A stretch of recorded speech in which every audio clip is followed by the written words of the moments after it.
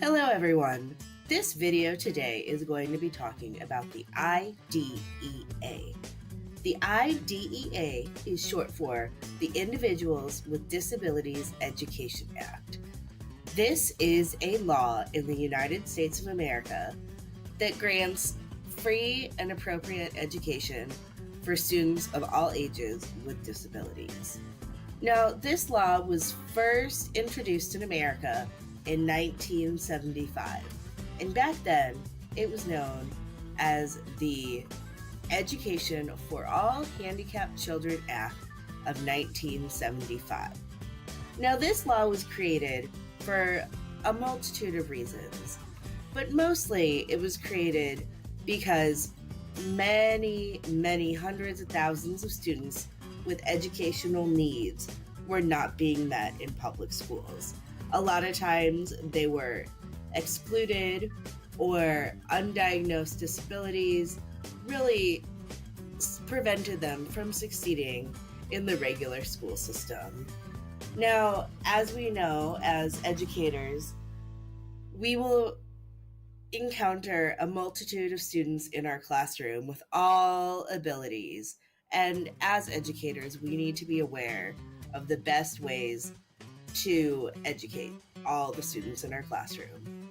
Now, the IDEA was reauthorized and signed into law on December 3rd, 2004 by President George W. Bush. This then came into effect on July 1st, 2005. Now, there are many aspects of this law, and I'm sure at some point in our Teach Now program we will go over it more in depth. But today, I would like to focus on one specific part of it, and that is the IEP part. Now, many of us have probably heard the term IEP. IEP stands for Individual Education Plan. Now, when we get students with an IEP in our classroom, that often means that they have some sort of special need that we, as their teachers, need to be aware of. To start with, let's look at how an IEP is created. An IEP is not just created by one individual sitting alone in an office somewhere. There is a team of people that works with the child to create the IEP plan.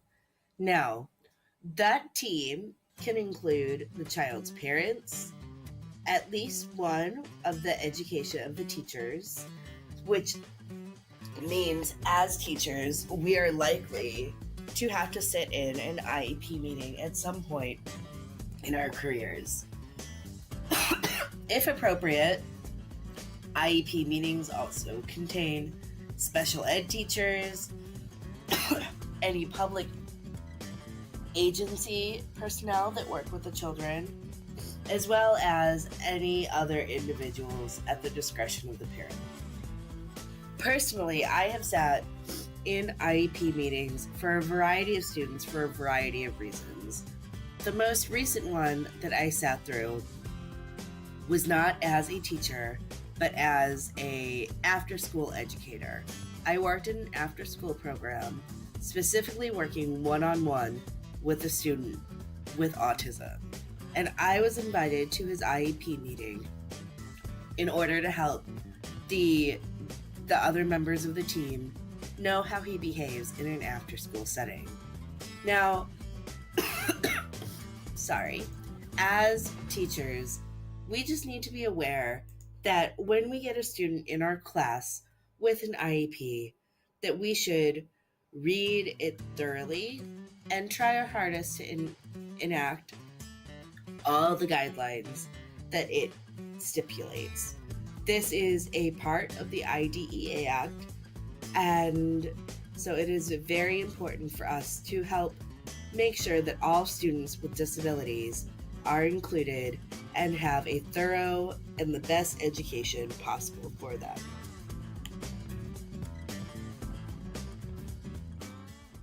Created using Powtoon.